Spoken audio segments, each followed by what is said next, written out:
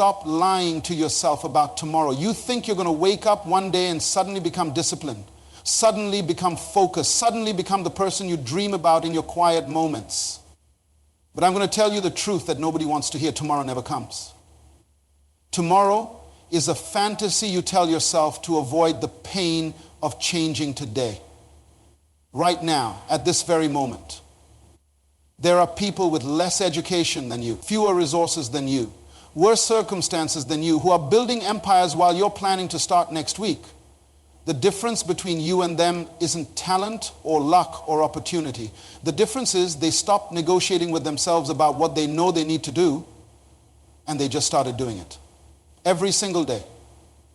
Without excuse, without explanation, without waiting for perfect conditions that will never arrive. You know what separates the living from the merely existing? It's not talent.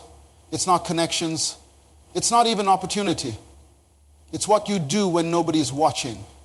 It's what you do every single day when there's no applause, no recognition, no immediate reward. And I want to tell you something that will shake you to your core if you're ready to hear it. Your life right now is nothing more than the sum total of your daily habits. There was a man named Roberto, worked in a textile factory in Manila. Third shift, midnight to 8 in the morning for 7 years. He stood at the same machine, doing the same repetitive task, watching fabric roll through industrial rollers, 7 years of his life. And he told me he felt like he was disappearing.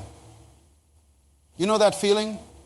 When you look in the mirror and you don't recognize the person staring back at you? When your dreams have become so quiet you can barely hear them anymore. One night, 3 o'clock in the morning, standing at that machine, something broke open inside Roberto. He looked at his hands, covered in factory dust, and he heard a voice inside him say, "You were not born for this. Now." I'm not saying there's anything wrong with factory work. Honest work is honorable work. But Roberto knew deep in his spirit that he was designed for more. Not better than his job, but beyond his current reality.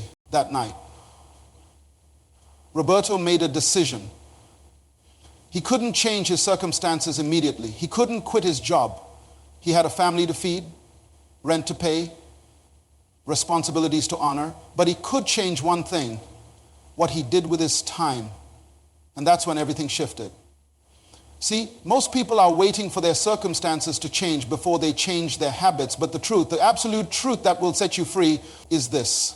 You must change your habits to change your circumstances. Listen to me carefully. Every single day, you and I make dozens, hundreds of small decisions. What time we wake up, what we feed our minds in the first hour of consciousness, how we respond to challenges, whether we keep our word to ourselves. These decisions seem insignificant in the moment. One morning of feeding through your alarm doesn't destroy your life. One day of feeding your mind garbage doesn't make you foolish. One moment of breaking a promise to yourself doesn't define you. But here's what I need you to understand. These decisions compound. They multiply. They accumulate interest like money in a bank account. You give me a person who wakes up at 5 in the morning every single day for 5 years. And I'll show you a person whose life looks radically different from someone who hits the snooze button repeatedly.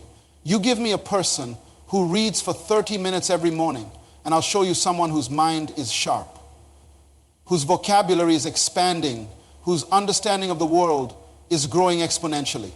The problem is we want microwave results from crockpot processes. My father taught me something when I was a young man that changed my entire trajectory. He would wake up every morning at 4:30, every single morning, weekday, weekend, holiday, it didn't matter. And he would spend the first hour of his day in complete silence. No radio, no television, no conversation, just silence. I asked him once, "Dad, why do you do this?" He looked at me and said, "Son, if I don't take control of my morning will control me. And if my morning controls me, my day controls me. And if my day controls me, my life controls me. But if I control my morning, I control my day. And if I control my day, I control my life." That principle revolutionized everything for me. you see. Most people wake up in reaction mode. The alarm goes off, and immediately they're responding to demands. Check the phone, read the messages, see what's urgent, see what's breaking, see what problem needs to be solved. And from that moment, they spend the entire day reacting to other people's agendas. They go to bed exhausted, wondering why they never have time for their own dreams, their own goals, their own purpose. But when you rise before the demands come, when you claim that first hour for yourself, for your growth, for your purpose, for your connection to something greater than yourself, everything changes. That first hour becomes sacred ground. It becomes the foundation upon which your entire day is built. Roberto understood this. At 3 a.m, standing in that factory, he decided that when he got home from work, instead of collapsing into bed immediately, he would give himself 1 hour. Just 1 hour of intentional personal development. For the first month, he read business books, leadership books, biographies of successful people. His co-workers thought he was crazy. They'd see him in the break room with a book while everyone else was scrolling through their phones. And they'd laugh. They'd say, "Roberto, what are you doing? You think reading is going to get you out of here?" And you know what Roberto would say? Nothing. He just kept reading because he understood something they didn't. He understood that the seeds you plant today don't produce fruit tomorrow. They produce fruit in their season. After reading for 3 months straight, Roberto added something else. Every morning after his shift, before he went to sleep, he would write. Just 15 minutes, he would write down what he learned, what he was thinking about, what he wanted to accomplish. He was documenting his transformation. He was capturing his evolution. And slowly, gradually, and perceptibly at first, Roberto began to change. Not his circumstances yet, his mind, his perspective, his vocabulary, his confidence. Your habits are not just actions you repeat. They're votes you're casting for the type of person you're becoming. Every time you wake up early, you're voting for discipline.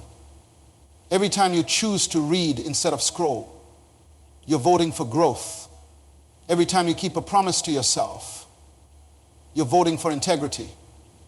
And eventually the votes are counted and you become the person you've been voting for all along. 6 months into his transformation, Roberto noticed something strange happening.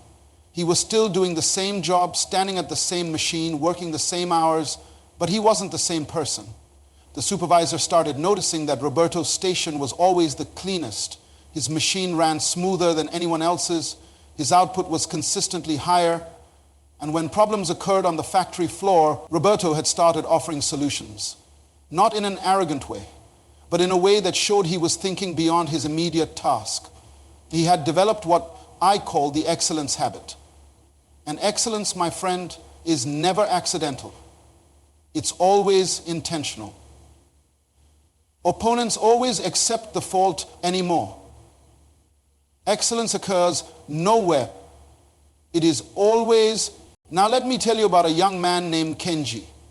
He was washing dishes in a small restaurant in Tokyo, 23 years old, living in a tiny apartment, barely making enough to survive. Every night he would wash hundreds of dishes, pots and pans. His hands would crack from the hot water and harsh detergent. Most people in his position would see dishwashing as beneath them, as temporarily, as something to escape from as quickly as possible. But Kenji saw it differently. Kenji made a decision that seemed absurd to everyone around him. He decided he was going to become the best dishwasher in Tokyo. Not the fastest, the best. He studied the chemistry of cleaning. He learned which detergent worked best on which type of stain. He organized his station so efficiently that he could process twice as many dishes in the same amount of time. He started arriving 30 minutes before his shift to prepare his workspace. He stayed 15 minutes after to ensure everything was perfect for the next person. The other kitchen staff thought he was insane. The head chef noticed something else. He noticed that when Kenji was working, the entire kitchen flow improved. Plates came back faster. Cooks had the tools they needed when they needed them. The system worked better. So the chef did something unusual. He started teaching Kenji about cooking. Not because Kenji asked, but because excellence attracts mentorship. When someone sees you executing at a high level in a low position, they instinctively want to elevate you. This is a principle most people never grasp. They think you get the position first, then you perform at that level. No. You perform at the next level while you're still in your current position. And that performance creates the position. Kenji wasn't waiting to become a chef to act like a chef. He was acting like a chef while washing dishes. And within 18 months, he was cooking. Within 3 years, he was running his own kitchen. Within 10 years, he owned 5 restaurants. Today, Kenji runs a hospitality empire worth millions. But it all started in a dish pit with cracked hands and a decision to be excellent when no one was demanding it. You see, what you're doing right now, in your current position, in your current circumstances, is not just about right now. It's preparation, it's training, it's development. But most people waste their preparation time complaining about their position. They're so busy being bitter about where they are that they miss the lesson of where they are. Every level of life is teaching you something you'll need at the next level. But if you don't learn the lesson, you'll repeat the class. Roberto and Kenji had something in common. They both understood that reputation is built in private long before it's recognized in public. Roberto started doing something radical. He began arriving at the factory 45 minutes early. Not for the overtime pay, there wasn't any. He arrived early to walk through the factory, to understand how the whole operation worked, not just his station. He talked to people in different departments. He asked questions. He learned about inventory, logistics, quality control, management systems. He was getting a free education in business operations. And nobody even realized he was doing it. Then he did something even more powerful. He started looking for problems to solve that weren't his responsibility. He noticed that a lot of time was being wasted because materials weren't organized efficiently. So one day he came in 2 hours early on his own time and reorganized the entire supply area. He didn't ask permission. He didn't wait for approval. He just did it. The next shift, production increased by 15%. Management noticed. They wanted to know what changed. When they found out it was Roberto, the factory worker who was always reading books in the break room, something clicked. But here's what I need you to understand. Roberto didn't do this to get promoted. He did it because his habits had changed him. He had developed the habit of adding value everywhere he went. He had developed the habit of seeing opportunities where others saw obligations. He had developed the habit of initiative. And these habits, these daily repeated actions, had transformed his identity. He was no longer a factory worker who was trying to become something more. He had become something more while still working in the factory. Within a year, Roberto was promoted to shift supervisor. Within 3 years, he was managing the entire facility. Within 7 years, he owned a manufacturing business. But the business wasn't the prize. The person he became through the process of daily discipline was the prize. The business was just a byproduct of his transformation. I've watched this pattern repeat itself thousands of times across every continent, in every industry, in every culture. The pattern is always the same. Someone makes a decision to implement daily habits of excellence. They start showing up differently. They start thinking differently. They start performing differently. And slowly, inevitably, their external reality begins to match their internal transformation. The world makes room for the person who knows where they're going and is willing to pay the daily price to get there. Your current position is not your prison, it's your training ground. Your current salary is not your ceiling, it's your tuition.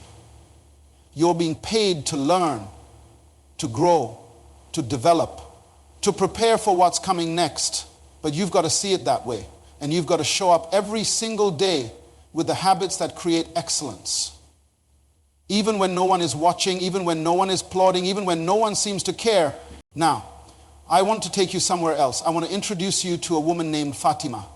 She was a school teacher in a small village in rural Kenya, 27 students in her class.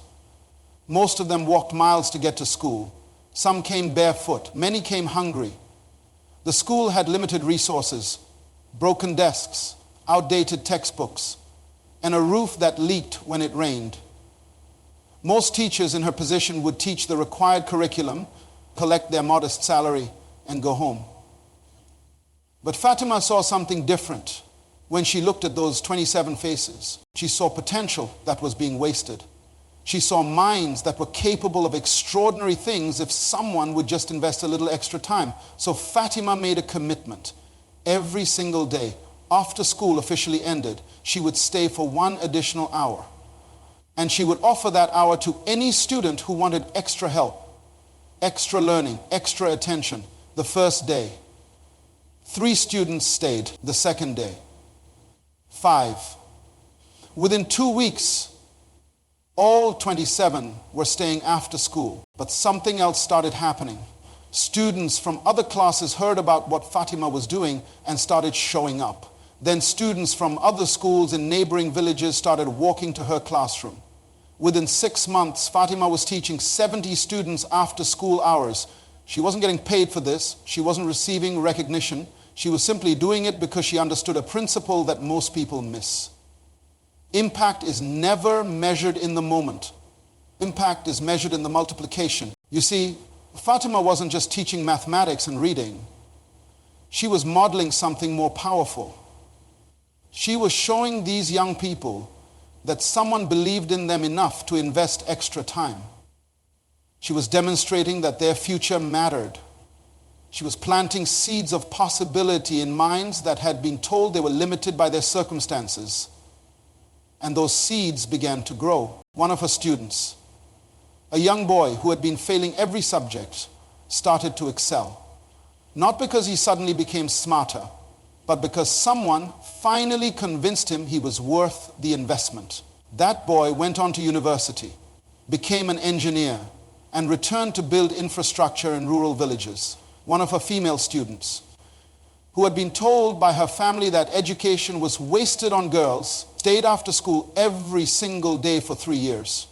That girl became a doctor and now runs a medical clinic serving thousands of people. But here's what moves me most about Fatima's story.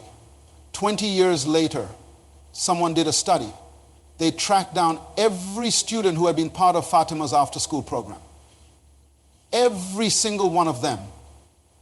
All 70 who had participated that first year had gone on to complete their education. Every single one. 68% went to university. 42 became teachers themselves. 19 started businesses. 7 became doctors. 3 became government officials who changed education policy when they interviewed these students. Now adults with their own families and careers. Do you know what they all said? They all remembered one thing. They remembered that teacher Fatma stayed late every day. They remembered that she believed in them when no one else did. They remembered that one woman's daily habit of investing an extra hour changed the entire trajectory of their lives. And now, those 70 people were investing in hundreds of others who were investing in thousands. One woman's daily habit created a multiplication effect that transformed an entire region. This is what I'm trying to get you to see. Your daily habits are not just about you. They're about everyone connected to you. They're about everyone who will be influenced by you. They're about the ripple effect of your life touching other lives. When you develop the habit of investing in people every single day, you're not building a career. You're building a legacy. You're not just changing your life, you're changing generations. I learned this principle early in my life. I made a commitment that every single day I would intentionally pour into at least one person. Sometimes it was a formal mentoring session. Sometimes it was a phone call. Sometimes it was a word of encouragement. Sometimes it was financial help. But every day, I would make a deposit into someone else's development. And over decades, I've watched those deposits multiply in ways I could never have orchestrated or predicted. People I invested in 30 years ago are now leading organizations, pastoring churches, running businesses, influencing nations. But it didn't happen because of one powerful conversation. It happened because of thousands of small, consistent investments, daily habits of availability, of wisdom sharing, of encouragement, of correction, of modeling. The habit of showing up for people even when it's inconvenient, especially when it's inconvenient. Most people want to make a massive impact with minimal investment. They want to give one motivational speech and change the world. They want to write one book and be remembered forever. They want to have one breakthrough moment and coast on it for the rest of their lives. But that's not how lasting impact is created.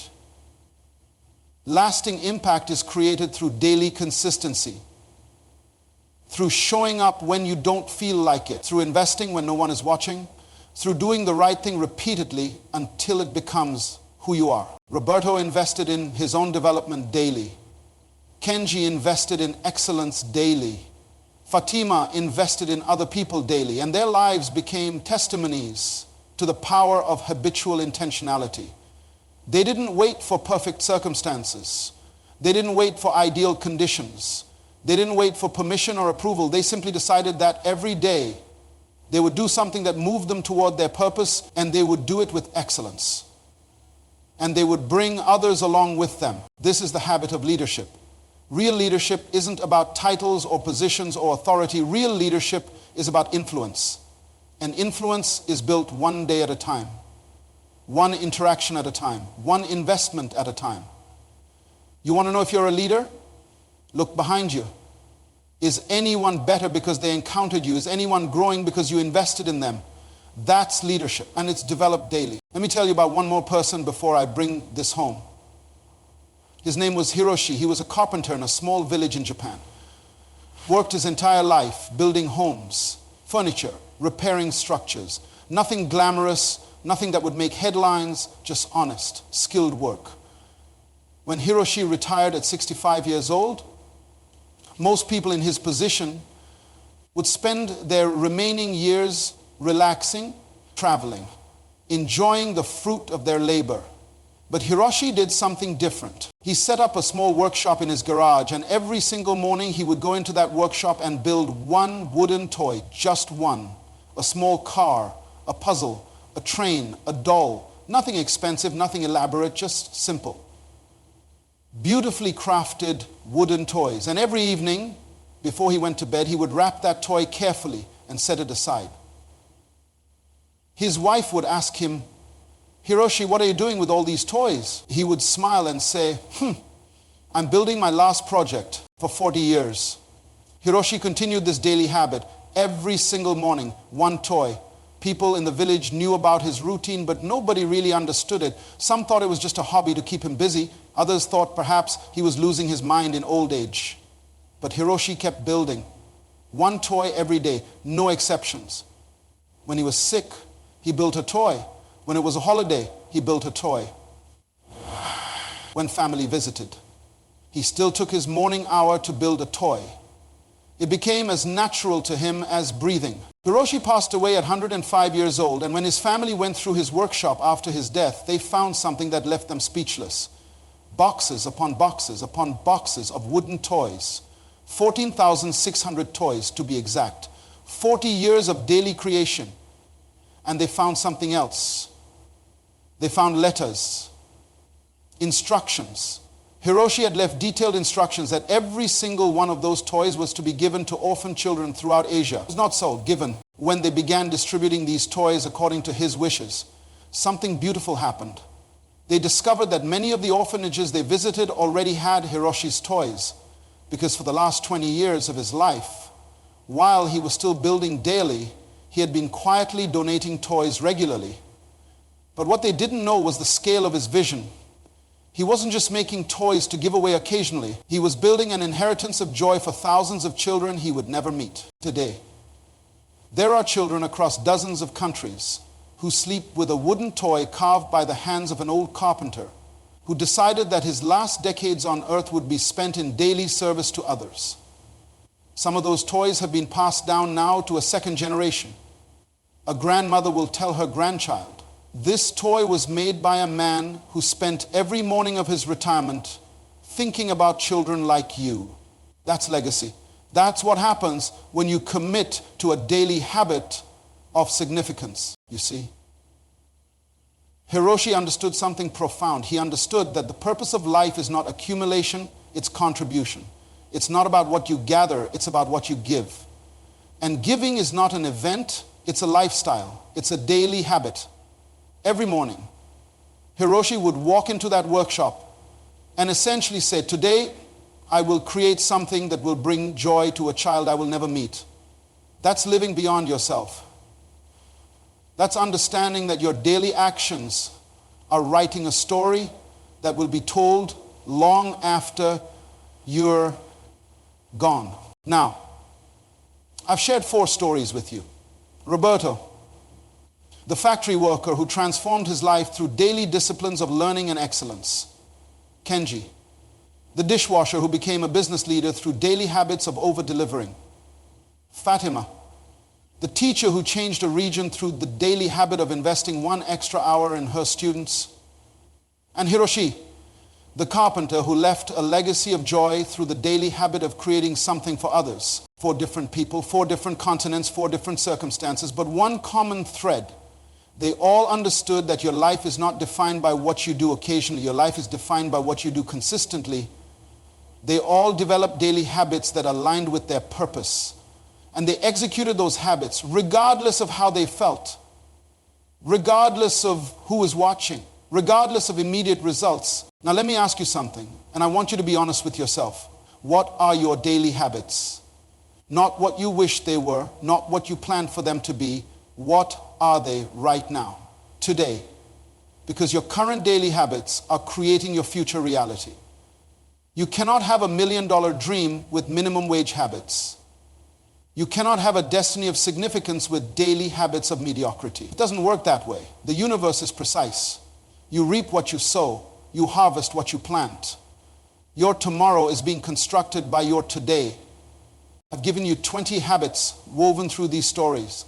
The habit of early rising, the habit of feeding your mind daily, the habit of physical discipline, the habit of connecting to your purpose, the habit of arriving early, the habit of over-delivering, the habit of continuous learning, the habit of building relationships, the habit of documenting your growth, the habit of mentoring others, the habit of solving problems, the habit of reading wisdom, the habit of reflection, the habit of gratitude, the habit of evaluation, the habit of kindness, the habit of financial discipline, the habit of financial discipline, the habit of family priority, the habit of preparation, the habit of contribution. 20 habits, not complicated, not impossible, not requiring resources you don't have, just requiring decision, just requiring commitment, just requiring you to show up for yourself every single day and do what you said you would do. That's it. That's the secret. That's not really a secret. Successful people do daily what unsuccessful people do occasionally. Significant people do consistently what average people do randomly.